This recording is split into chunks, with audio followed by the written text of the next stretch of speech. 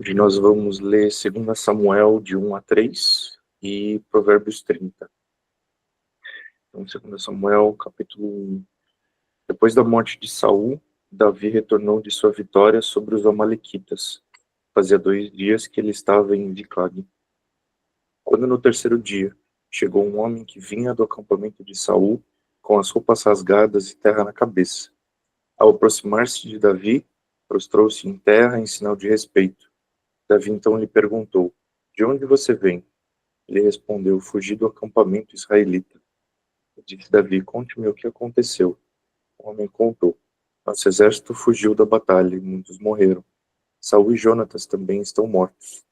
Então Davi perguntou ao jovem que lhe trouxera as notícias: "Como você sabe que Saul e Jonatas estão mortos?" O jovem responde: "Cheguei por acaso ao monte de Boa e lá estava Saul, apoiado em sua lança. Os carros de guerra e os oficiais da cavalaria estavam a ponto de alcançá-lo. Quando ele se virou e me viu, chamou-me, gritando. Eu disse: Estou aqui. Ele me perguntou: Quem é você? Sou um amalequita, respondi. Então ele me ordenou: Vem aqui e mate-me. Estou na angústia da morte, mas ainda vivo. Por isso, aproximei dele e o matei, pois sabia que ele não sobreviveria ao ferimento. Peguei a coroa e o bracelete dele e trouxe-os para ti, meu senhor." Então Davi rasgou suas vestes, e os homens que estavam com ele fizeram o mesmo.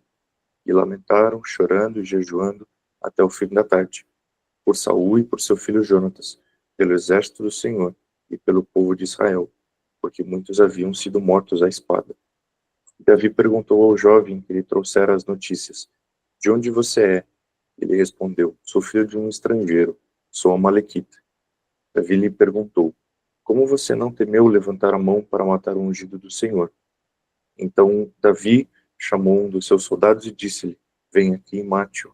O servo o feriu e o homem morreu. Davi tinha dito ao jovem: "Você é responsável por sua própria morte. Sua boca testemunhou contra você quando disse: Matei o ungido do Senhor." Davi cantou esse lamento sobre Saul e o seu filho Jonatas, e ordenou que se ensinasse aos homens de Judá este lamento do arco, que foi registrado no livro de Jazar. O seu esplendor, ó Israel, está morto sobre os seus montes, como caíram os guerreiros. Não conte isso em Gate, não o proclame nas ruas de Ascalon, para que não se alegrem as filhas dos filisteus, nem exultem as filhas dos incircuncisos. Ó colinas de Gilboa, nunca mais haja orvalho nem chuva sobre vocês, nem campos que produzam trigo para as ofertas, porque ali foi profanado o escudo dos guerreiros, o escudo de Saul, que nunca mais será polido com óleo. Do sangue dos mortos, da carne dos guerreiros, o arco de Jonatas nunca recuou. A espada de Saul sempre cumpriu a sua tarefa. Saul e Jonatas, muito amados, nem na vida nem na morte foram separados. Eram mais ágeis que as águias e mais fortes do que os leões. Chorem por Saul, ó filhas de Israel. Chorem aquele que as vestia de rubros ornamentos e suas roupas enfeitava com adornos de ouro. Como caíram os guerreiros no meio da batalha. Jonatas está morto sobre os montes de Israel. Como estou triste por você, Jonatas, meu irmão. Como eu lhe queria bem. Sua amizade me era mais preciosa que o amor das mulheres. Caíram os guerreiros, as armas de guerra foram destruídas. Capítulo 2. Passado algum tempo, Davi perguntou ao Senhor: Devo ir para uma das cidades de Judá? O Senhor respondeu que sim. E Davi perguntou para qual delas? Para Hebrom, respondeu o Senhor. Então Davi foi para Hebrom com suas 2 mulheres, Aionã, de Jezreel, e Abigail, viúva de Nabal, o carmelita. Davi também levou os homens que os acompanhavam, cada um com sua família, e estabeleceram-se em Hebrom e nos povoados vizinhos. Então os homens de Judá foram a Hebrom e ali ungiram Davi, rei da tribo de Judá. Informado de que os habitantes de Jabes de Gileade tinham sepultado Saul, Davi enviou-lhes mensageiros que lhes disseram: O Senhor os abençoe pelo seu ato de lealdade ao sepultar Saul, seu rei. Seja o Senhor leal e fiel para com vocês. Também eu firmarei minha amizade com vocês por terem feito essa boa ação. Mas agora sejam fortes e corajosos, pois Saul, seu senhor, está morto e já foi ungido rei pela tribo de Judá. Enquanto isso, Abner, filho de Ner, comandante do exército de Saul, levou Isbosete, filho de Saul, a Manaim, onde o proclamou rei sobre Gileade, Assuri, Jezreel, Efraim, Benjamim e sobre todo Israel. Isbosete, filho de Saul, tinha 40 anos de idade quando começou a reinar em Israel, e reinou 2 anos. A tribo de Judá, entretanto, seguia Davi, que a governou por 7 anos e 6 meses, em Hebrom. Abner, filho de Ner, e os soldados de Isbosete, filho de Saul, partiram de Manaim e marcharam para Gibeon. Joabe, filho de Zeruia, e os soldados de Davi foram ao encontro deles, no açude de Gibeon. Um grupo posicionou-se de um lado de açude, o outro grupo no lado oposto. Então Abner disse a Joabe: Vamos fazer alguns soldados lutarem diante de nós. Joabe respondeu: De acordo. Então 12 soldados aliados de Benjamim e Isbosete, filho de Saul, atravessaram o açude para enfrentar 12 dos soldados aliados de Davi. Cada soldado pegou o adversário pela cabeça e fincou-lhe o punhal no lado, e juntos caíram mortos. Por isso aquele lugar, situado em Gibeon, foi chamado Eucate Azurim. Houve uma violenta batalha naquele dia, e Abner e os soldados de Israel foram derrotados pelos soldados de Davi. Estavam lá Joabe, Abissai e Azael, os 3 filhos de Zeruia. E Azael, que corria como uma gazela em terreno plano, perseguiu Abner sem se desviar, nem para a direita nem para a esquerda. Abner olhou para trás e perguntou: É você, Azael? Sou eu, respondeu ele. Disse-lhe então Abner: É melhor você sair para a direita ou para a esquerda, capturar um dos soldados e ficar com as armas dele. Mas Azael não quis parar de persegui-lo. Então Abner advertiu Azael mais uma vez: Pare de me perseguir. Não quero matá-lo. Como poderia olhar seu irmão Joabe nos olhos de novo? Como, porém, Azael não desistiu de persegui-lo, Abner cravou no estômago dele a ponta da lança, que saiu pelas costas, e ele caiu, morrendo ali mesmo. E paravam todos os que chegavam ao lugar onde Azael estava caído. Então Joabe e Abissai perseguiriam Abner. Ao pôr do sol, chegaram à colina de Amá, defronte de Gia, no caminho para o deserto de Gibeon. Os soldados de Benjamim, seguindo Abner, reuniram-se formando um só grupo e ocuparam o alto de uma colina. Então Abner gritou para Joabe: O derramamento de sangue vai continuar? Não vê que isso vai trazer amargura? Quando é que você vai mandar o seu exército parar de perseguir os seus irmãos? Respondeu assim Joabe: Juro pelo nome de Deus, que se você não tivesse falado, o meu exército perseguiria os seus irmãos até de manhã. Então Joabe tocou a trombeta e o exército parou de perseguir Israel e de lutar. Abner e seus soldados marcharam pela Arabá durante toda a noite. Atravessaram o Jordão, marcharam durante a manhã inteira e chegaram a Manaim. Quando Joabe voltou da perseguição a Abner, reuniu todo o exército, e viram que faltavam 19 soldados, além de Azael. Mas os soldados de Davi tinham matado 360 benjamitas, que estavam com Abner. Levaram Azael e o sepultaram no túmulo de seu pai, em Belém. Depois disso, Joabe e seus soldados marcharam durante toda a noite e chegaram a Hebrom ao amanhecer. Capítulo 3. A guerra entre as famílias de Saul e Davi durou muito tempo. Davi tornava-se cada vez mais forte, enquanto que a família de Saul se enfraquecia. Estes foram os filhos de Davi, nascidos em Hebrom. Seu filho mais velho era Aminon, filho de Ainoã de Jezreel. O segundo, Quileabe de Abigail, viúva de Nabal de Carmelo. O terceiro, Absalão de Maaca, filha de Talmai, rei de Gesur. O quarto, Adonias de Agite. O quinto, Cefatias de Abital. O sexto, Itreão de sua mulher Eglá. Estes foram os filhos de Davi, que lhe nasceram em Hebrom. Enquanto transcorria a guerra entre as famílias de Saul e Davi, Abner foi se tornando poderoso na família de Saul. Saul tivera uma concubina chamada Rispa, filha de Aiá. Certa vez, Isbosete perguntou a Abner: Por que você se deitou com a concubina de meu pai?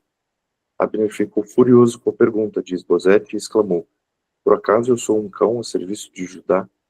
Até agora tenho sido leal à família de Saul, seu pai, e aos parentes e amigos dele, e não deixei que você caísse nas mãos de Davi. E agora você me acusa de um delito envolvendo esta mulher. Que Deus me castigue, com todo rigor, se eu não fizer por Davi o que o Senhor lhe prometeu sob juramento: tirar o reino da família de Saul e estabelecer o trono de Davi sobre Israel e Judá, de Dan a Berseba. Isbosete não respondeu nada a Abner, pois tinha medo dele. Então Abner enviou mensageiros a Davi com essa proposta: A quem pertence essa terra? Faze um acordo comigo, e eu te ajudarei a conseguir o apoio de todo Israel. Está bem, disse Davi. Farei um acordo com você, mas com uma condição: não compareça à minha presença sem trazer-me Mical, filha de Saul, enquanto você vier me ver. E Davi enviou mensageiros a Isbosete, filho de Saul, exigindo: Entregue-me minha mulher Mical, com quem me casei pelo preço de 100 prepúcios de filisteus. Diante disso, Isbosete mandou que atirassem o seu marido Paltiel, filho de Laís. Mas Paltiel foi atrás dela, e a seguiu chorando até Baurim. Então Abner ordenou-lhe que voltasse para casa, e ele voltou. Nesse meio tempo, Abner enviou essa mensagem às autoridades de Israel: Já faz algum tempo que vocês querem Davi como rei. Agora é o momento de agir, porque o Senhor prometeu a Davi: Por meio de Davi, meu servo, livrarei Israel do poder dos filisteus e de todos os seus inimigos. Abner também falou pessoalmente com os benjamitas. Depois foi a Hebrom dizer a Davi tudo que Israel e a tribo de Benjamim haviam aprovado. Quando Abner, acompanhado de 20 homens, apresentou-se a Davi em Hebrom, este ofereceu um banquete para ele e para os homens que o acompanhavam. Diz então Abner a Davi: Deixa que eu me vá, e reúna em todo Israel o meu senhor, para que faça um acordo contigo, ó rei, e reines sobre tudo o que desejares. Davi o deixou ir, e ele se foi em paz. Naquele momento, os soldados de Davi e Joabe voltavam de um ataque, trazendo muitos bens. Abner, porém, já não estava com Davi em Hebrom, porque Davi o tinha deixado partir em paz. Quando Joabe chegou com todo o seu exército, contaram-lhe que Abner, filho de Ner, se apresentara ao rei, que o tinha deixado ir em paz.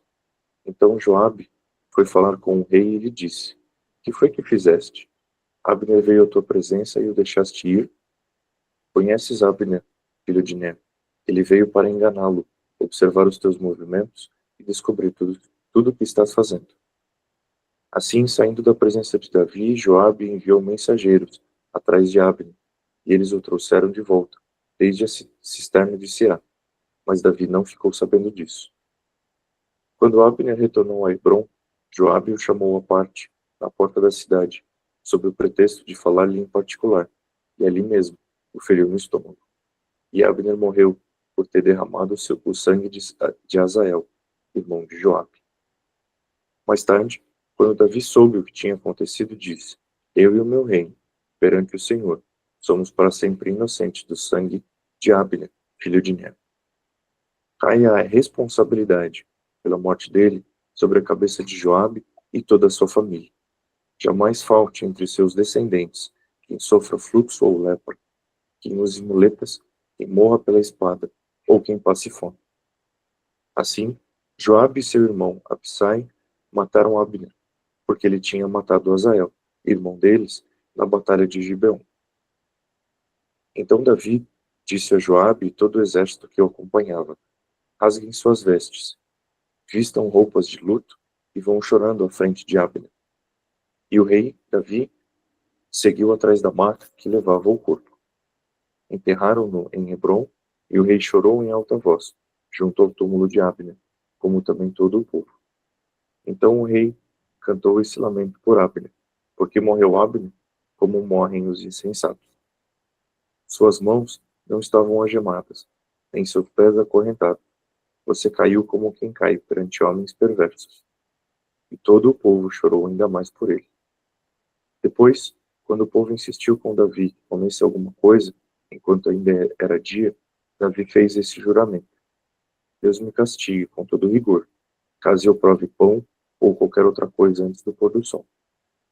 Todo o povo ouviu isso e aprovou. De fato, tudo que o rei fazia, o povo aprovava.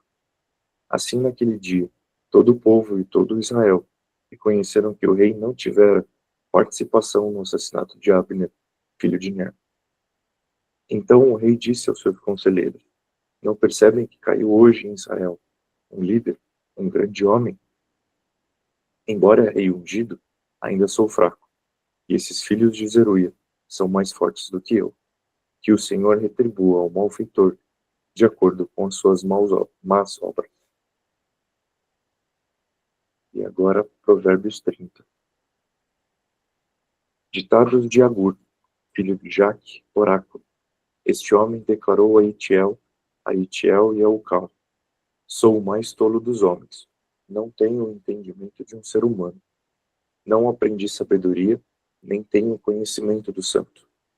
Quem subiu aos céus e desceu? Quem ajuntou nas mãos os ventos?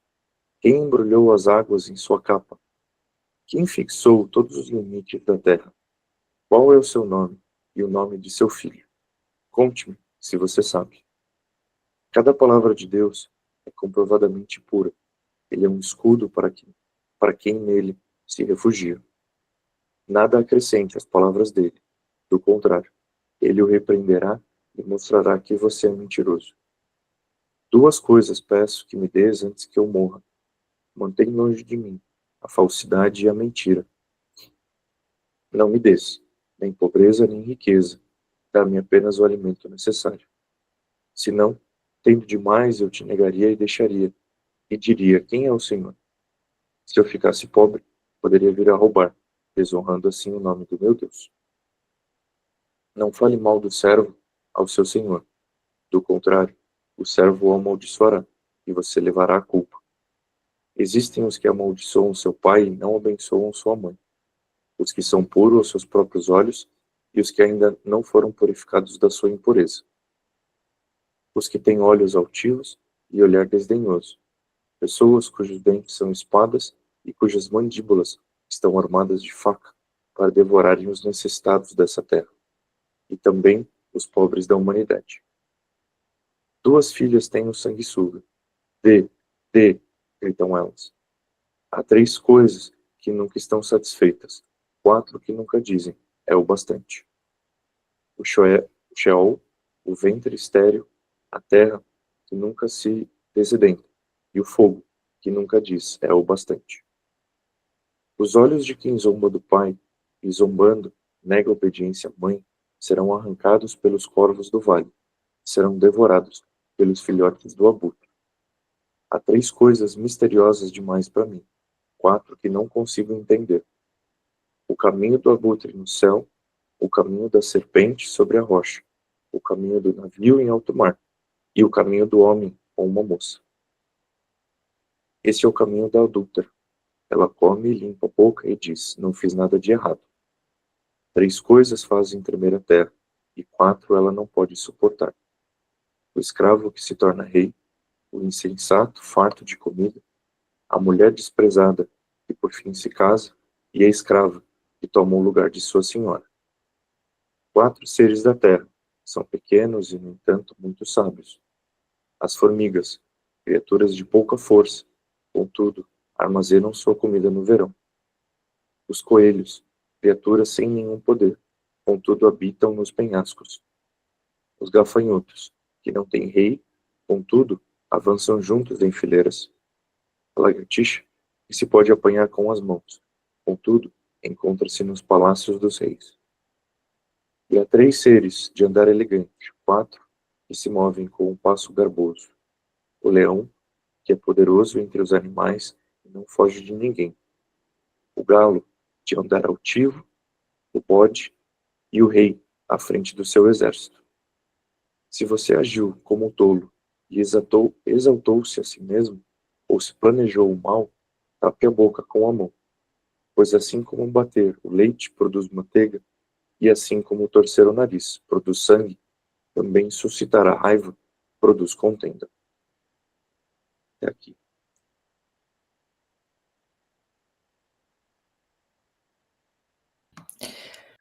Bênção pura, ô glória. Gente, forte esse provérbios, hein? Meu Deus.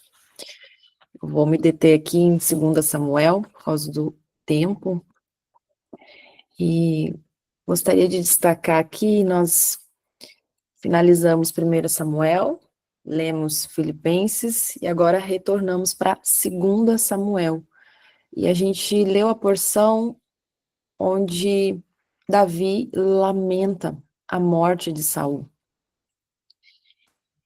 Quando ele retorna, né, da vitória ali sobre os amalequitas, o mensageiro vem trazer a notícia da morte de Saul e Jonatas, né?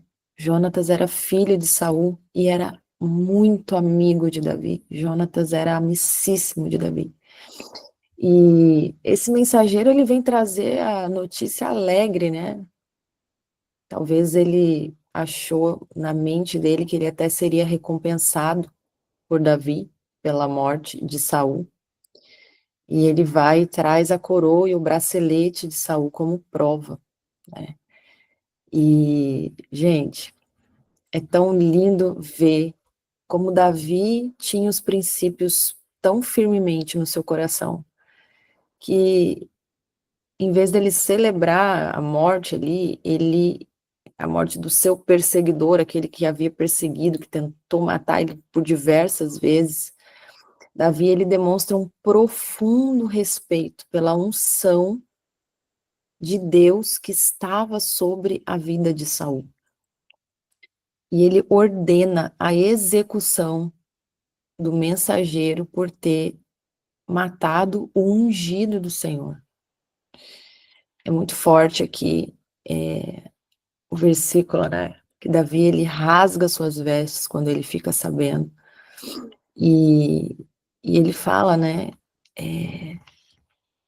Deixa eu abrir aqui o versículo 16. E Davi vai falar assim para ele: como que você não temeu levantar a mão para o ungido do Senhor? E Davi não entende.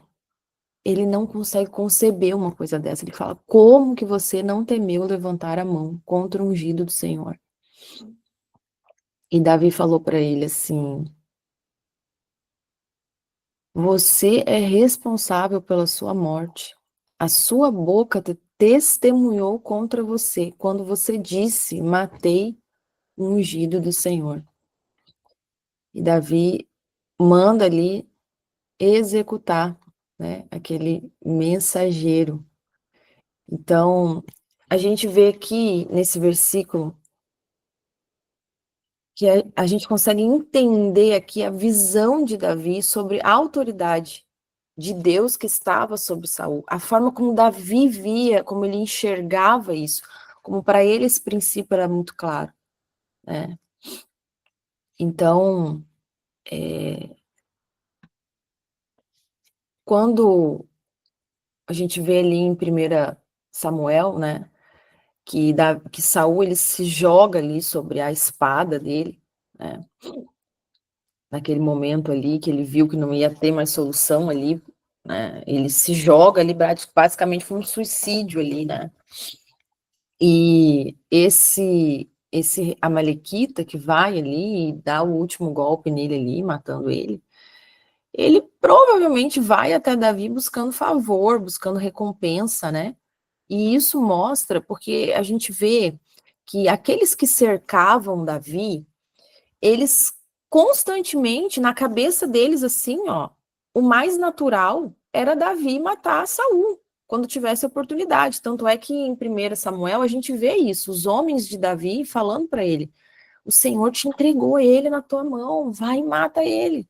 Aí numa outra oportunidade, né, um dos homens de Davi fala: olha, eu tô aqui, tô pronto para matar ele, posso matar ele? Davi fala: não, não, né? Aí esse outro amalequita aqui, na oportunidade que ele viu ali, ele foi lá e matou. E aí ele vai até Davi achando que ele vai receber favor, que ele vai receber recompensa, porque todos ao redor viam que Saul perseguia Davi, querendo matar ele, querendo exterminar ele. Então, na cabeça lógica das outras pessoas, Davi tinha que se defender e tinha que matar o perseguidor dele. E o mais extraordinário é que Davi mostra totalmente ao contrário. Porque Saul, ele tinha uma unção de Deus sobre a vida dele, né? A expressão ungido do Senhor, quando ele fala, como você não temeu matar o ungido do Senhor? Essa expressão em hebraico é Mashiach Adonai. Era uma expressão sagrada. A unção do óleo separava alguém para um propósito divino especial. E Davi reconhecia essa unção, apesar das falhas de Saul. Sabia que ele ainda carregava a unção de Deus sobre ele. Gente, a unção de Deus ainda estava sobre Saul. E atentar contra essa unção era atentar contra a própria autoridade de Deus. Então, Davi, ele enxergava aquilo que a maioria ao redor dele não enxergava. E aqui tem um ponto muito específico, muito importante para nós, queridos. Será que nós temos enxergado os princípios do reino? Será que os nossos olhos conseguem ver como Davi via tão claramente? Davi via claramente os princípios. E as pessoas ao redor dele frequentemente não viam e ainda incitavam ele a quebrar esses princípios como se fosse a coisa mais óbvia, mais natural, mais correta que tinha que fazer. A gente precisa entender que o reino de Deus, ele tem seus princípios, suas leis estabelecidas, suas regras tais. O universo se move conforme essas regras são estabelecidas. Todo o universo converge sob essas regras que o Eterno estabeleceu. Então, quando a gente entende que nós somos filhos do Eterno, que nós somos cidadãos desse reino, quando nós entendemos que nós fazemos parte desse reino, nós precisamos entender quais são as regras desse reino, quais são os princípios que gerem todo esse reino, que movem esse reino. E isso aqui é extraordinário, porque Davi, ele enxergava claramente esse princípio. Então, a gente vê aqui que quando aquele homem quebra esse princípio e ele mata o ungido do Senhor, qual foi o resultado que ele colheu, a sentença que ele colheu? Foi morte. Existe uma frase que a gente sempre fala, né? Quando você quebra um princípio, o princípio te quebra.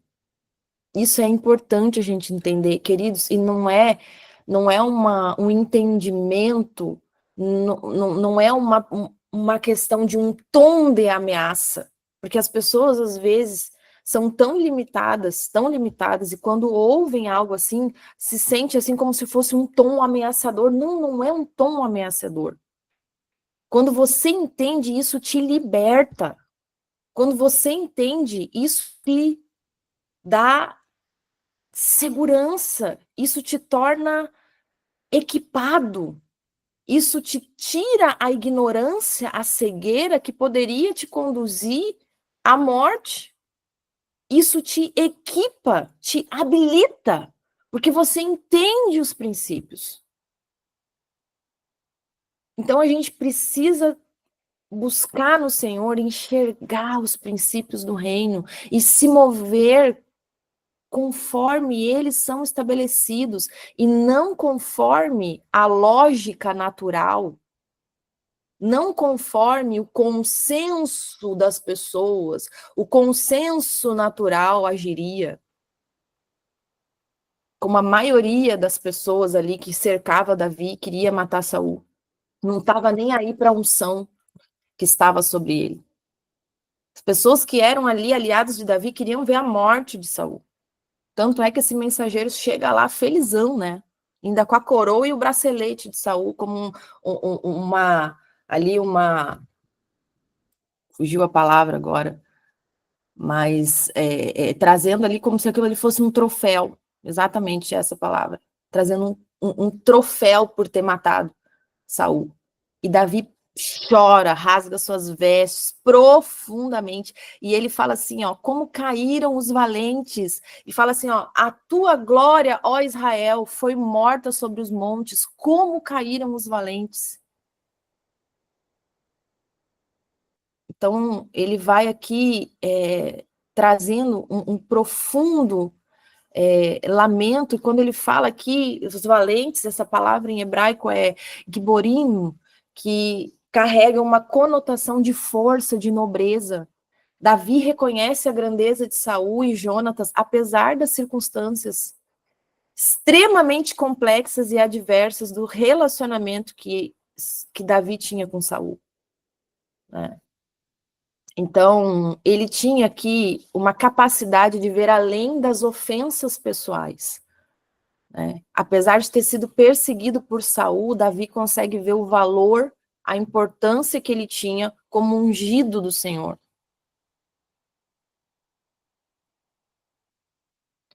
A gente vê aqui, queridos, é muita coisa, muito detalhe para falar sobre essa palavra. Eu quero realmente trazer o cerne, né, o ponto mais importante da gente poder ministrar o nosso coração, para deixar o Senhor ministrar o nosso coração, para que a gente saia de uma visão natural das coisas, muitas vezes uma visão corrompida, uma visão contaminada, né, pelo óbvio comum de como as pessoas enxergam as coisas, sempre levando para um lado emocional negativo, né, pela razão que vai te conduzir, né, a você não experimentar o favor, a graça de Deus. Porque quando você cumpre princípios, você está protegido, você está blindado, independente das circunstâncias. E a gente vê aqui que o Senhor, ele, independente, né, de toda a circunstância, Deus, ele tem uma soberania nos processos. É uma lição fundamental a gente entender aqui, porque quando a gente está cumprindo os princípios, a gente está reconhecendo a soberania de Deus. Isso é extremamente importante. Quando você se alinha e se submete aos princípios e não às circunstâncias, você está reconhecendo a soberania de Deus. Mesmo quando as circunstâncias são caóticas, apesar de toda a intriga, apesar de traição, apesar de conflito, apesar de injustiça, a gente vê na história aqui que Deus demonstra que ele está no controle e que ele cumpre os seus propósitos. Deus dá o que a Davi? A ascensão ao trono. Apesar de todos os obstáculos, ele demonstra aqui a soberania divina dele em ação. Em ação. Então, a gente precisa entender, né, aqui que Davi, ele expressa uma liderança com integridade. A verdadeira liderança, ela envolve integridade, compaixão, capacidade de unir as pessoas, né? Davi, nos próximos capítulos que nós lemos, a gente vê ali que ele busca a unidade de Israel, porque havia aquela divisão, né, entre os de Davi e os de Saul, e Davi, ele quer quebrar aquilo ali, ele quer acabar com aquela divisão, né? Então, ele simplesmente, ele transcende tudo aquilo que ele sofreu, toda a injustiça que ele sofreu, ele não quer agir com vingança. Ele não quer agir com vingança. Ele escolhe, né? Ele escolhe honrar os princípios do Senhor, honrar a unção do Senhor que estava sobre Saul. Ele honra a memória de Saul em todo o tempo, queridos. Isso aqui é extraordinário. Isso aqui é poderoso demais a gente entender e ver como Deus honra esse homem. Você nunca perde, entenda uma coisa, você nunca perde, nunca na sua vida você vai perder por cumprir princípios, independente do que você esteja passando, independente da situação que for, você nunca perde por cumprir os princípios do Senhor. Chega um determinado tempo, um momento que Ele mesmo te honra, te estabelece, Ele mesmo te exalta, Ele mesmo te cobre, e Ele exerce a justiça dele. Então a gente deve viver, queridos, segundo os princípios divinos, da justiça do Senhor, nele. Ele é o justo juiz, não nós. Nós devemos exercer misericórdia, respeito pela vida, respeito pela unção que o Senhor colocou sobre as pessoas, independente da circunstância.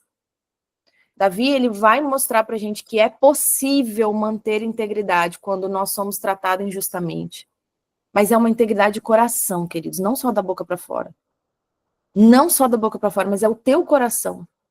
Em teu coração você não desejar o mal pelo outro, você não desejar, né, você não falar mal do outro, não querer denegrir o outro. É mesmo no coração. Davi demonstrava isso no coração dele, no íntimo, no profundo.